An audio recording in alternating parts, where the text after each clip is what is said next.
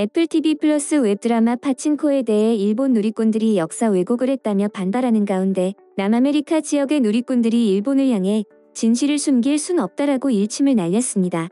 지난 2일 유튜브 채널에는 파친코와 관련해 영상이 올라왔습니다.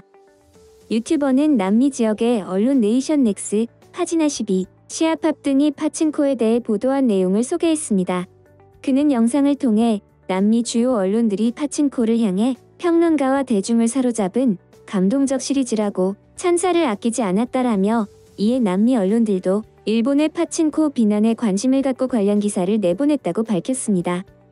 이어 그는 파친코 기사를 접한 남미 누리꾼들은 분노하며 일본을 향해 냉소를 보냈다고 설명하며 남미 누리꾼들이 SNS 등에 남긴 댓글들의 내용을 전달했습니다. 해외에서도 일본 비판이 시작됐다는 중요한 메시지입니다. 남미 누리꾼들은 미안하지만 사실을 잊을 순 없다. 한국은 30년 넘게 일제 치하에 있었고 한국인들은 노예처럼 고통받았다. 왜 비판하는지 모르겠다. 소설에서 더 잔인했던 상황을 드라마는 최대한 품위 있게 각색했다. 파친코는 일본이 한국에 저지른 학대와 잔악행위의 절반도 반영하지 않았다. 세월이 흘렀다고 해서 진실이 사라지진 않는다 등 일본 누리꾼에 대한 비판 의견을 내놨습니다. 한편 파친코는 동명의 뉴욕타임스 베스트셀러 도서를 원작으로 한 웹드라마입니다. 세계적인 배우 윤여정과 한류 스타 이민호 등이 출연해 과거 일제강점기 시절 조선 이민자의 애환과 삶을 연기했습니다.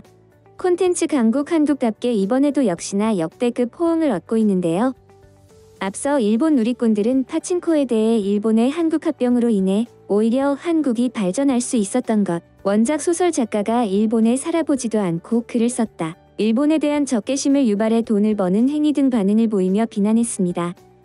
이에 대해 정치 전문가들은 일제강점기를 고발한 한국 드라마가 일일을 싹쓸이하기 시작했고 일본인들은 민낯이 그대로 고발되는 것이나 다름없기 때문에 불편할 것이라며 이 드라마 덕에 해외 곳곳에서 일본의 사과 요청이 빗발치고 있다.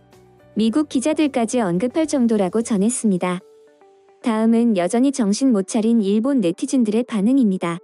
역사는 일본의 선전포고에서 비롯되는 것이 아니다.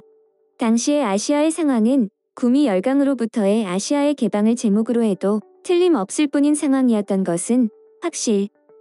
일본의 침략을 받았다고 목소리를 높이는 나라는 드물다. 이미 찬탈을 당한 상황에서 벗어났으니 중국을 상대로 한 것도 서구에 당하고만 있는 아시아의 맹주로서의 위상을 부정하기 위해서였지. 결국 일본은 싸움에 졌다. 힘이 부족했으니 어쩔 수 없는 것. 하지만 결과적으로 일본이 싸움을 걸기 전과는 아시아의 상황은 일변했다. 당시의 대한제국이라면 아시아에서 처음부터 끝까지 일본의 보호 아래 속해 있던 나라. 침략은 고사하고 난을 약탈당한 일도 없다. 그런 일을 당했다면 일본으로 이주할 이유도 동기도 없을 터. 그것은 스스로의 아이덴티티 부정. 즉, 그들에게 있어서 자국에 머무르는 것보다 일본은 가고 싶은 곳이었다고 생각하는 것이 자연. 작자가 소설이라고 하니까 사실이 아닌 부분이 다분히 있어. 그야말로 역사 교육이 판타지 차원의 이세계인 감각으로 쓰인 소설이니 사실과 다른 본인들에게 유리한 일만 가득 담았다고 생각한다. 판타지 소설을 실사화라고 해도 이에 출연하는 배우들이 사실로 믿을 테니 확실히 대책을 세웠으면 해. 전쟁 전의 일로 지금의 일본을 왈가왈부하는 것은 이상하다. 확실히 전쟁 전의 일본은 지금의 러시아와 같이 온 세계의 나라로부터 비판받아 경제 제재를 받고 있었다.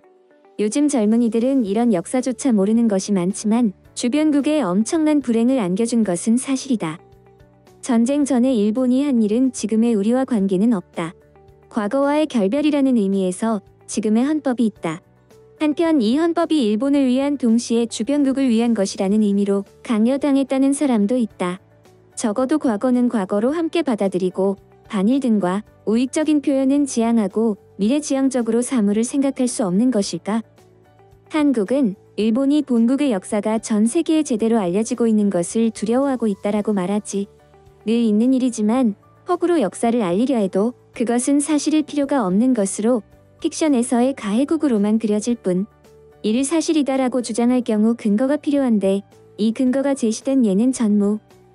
픽션을 마치 사실인 것처럼 인상 조작을 한다고 역사만으로 아무것도 증명되지 않는다. 그대로 됐다면 한일이 서로 지금까지 떠들 필요 따위는 없었겠지. 그리고 코멘트도 보통 드라마라면 1000개가 넘는 게 보통. 이것으로 세계에 퍼졌다고 우스갯소리를 할 생각인가? 한국서 교수의 주장은 친한국적 발언을 함으로써 한국 언론으로 하여금 자국에서 보도하게 하는 것이 목적이며 지나친 민족주의는 미국 사회에서 받아들여지지 않을 것이라고 비판을 듣고 있으니까요. 이번에도 또 말하고 있어요. 정말 사람을 열받게 하는 데에는 확실히 전문가가 많네요. 소설이라고 해도 배경이나 시대 고증하고 다듬어서 만든 것이라면 몰라도 구남도랑 다를 게 없어. 절묘한 타이밍으로 영화 홍보를 하고 있군요. 일본이 지금의 러시아처럼 보이겠어요? 한국은 판타지에서 벗어나야 합니다. 현실적인 문제로서 한국의 미국인은 일본계보다 수가 많고 민주당 안에서도 꽤 강한 힘을 가지고 있다는 것이다. 한국인은 영어로 선전할 수 있지만 일본계인에게는 그 정도의 인원, 열량이 없습니다. 즉, 프로파간다 전투에 지고 있다는 것. 이는 유감스럽게도 사실이다. 해외에서 점점 위안부 상이 만들어지고 있는 것도 로비의 힘이 막강하다는 거겠지. 일본도 선전 부대를 만들어 홍보하지 않으면 점점 이런 드라마가 만들어지면서 세계적인 여론이 한국의 편이 되어버린다. 그러니 일본 게시판에만 올려봤자 소용없다는 거죠. 세계로 나갑시다. 비리를 단속하기 위해 기준을 엄격히 받자 하루아침에 순위가 떨어졌다. 그것도 100위권 밖으로다. 말도 안 돼. 현실은 전혀 인기가 없었던 거지. 예전에 일본에서 한류인기라는 말을 들었을 때에도 공항에 몰린 팬들은 점심 포함 2,000엔의 아르바이트였다고 들통이 나거나 해야 했다. 한일병합이 한국의 근대화에 크게 기여했다는 사실을 무시하거나 무조건 부정하는 것은 역사 왜곡 그 자체가 아닌가. 이렇게 떼어놓고 생각할 수 없는 사람이 교수를 자처하고 있는 것은 부끄러운 일이다. 그들에게는 지금과 같이 역사를 다룬 드라마를 만들면 반일을 직접적으로 하지 않고도 세계를 향해 선전할 수 있는 방법이 있다. 결국 이 방법으로 왜곡 조작이 영원히 계속된다. 우리도 일본 게시판에만 항의할 것이 아니라 세계로 나가야 한다. 일본 안에서만 떠들어봤자 세계에는 닿지 않는다.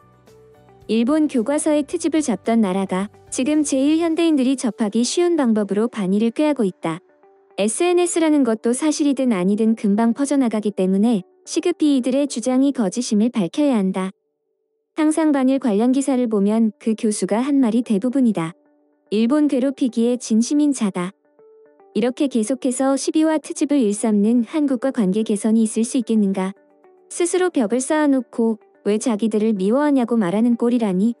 그들의 대화 방식에 개선이 없으면 관계 개선은 꿈도 꾸지 않는 게 좋을 것이다. 이미 한국에 대한 기대감과 호감은 없어진 지 오래다. 한류라는 것도 결국은 선동일 뿐.